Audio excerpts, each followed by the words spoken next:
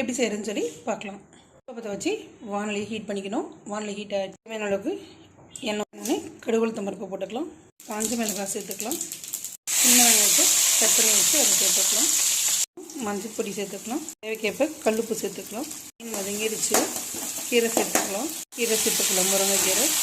கீரையிலே நிறைய தண்ணி இருக்கும், அதனால் லைட்டாக தண்ணி கழிச்சு வேக வச்சுக்கணும். ஒரு 5 மினிட்ஸ் வந்துருச்சு. இப்போ ஒரு முட்டை இதில் ஆட் பண்ணிக்கலாம். வெந்துடுச்சு, முட்டையோடு சேர்ந்து வெந்துடுச்சு. இப்போ தேங்காய் துருவலை தூவி அடுப்பு ஆஃப் பண்ணிடலாம். சுவையான முருங்கைக்கீரை பொரியல் ரெடி ஆகிடுச்சு.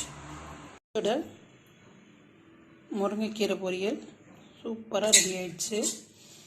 நீங்களும் இந்த மாதிரி வீட்டில் ட்ரை பண்ணிவிட்டு டேஸ்ட் எப்படி இருக்குன்னு சொல்லுங்கள். இது வந்து பார்த்திங்கன்னா சாம்பார் சாதம், அதாவது பருப்பு சாம்பார் இருக்கு இல்லைங்களா, பருப்பு சாம்பார், தயிர், ரசம், இது எல்லாத்துக்குமே ரொம்ப ஆப்டான ஒரு டிஷ்ஷாக இருக்கும். சூப்பராக இருக்கும். நீங்களும் இதை வந்து வீட்டில் ட்ரை பண்ணிவிட்டு டேஸ்ட் எப்படி வந்தது அப்படின்றது மறக்காமல்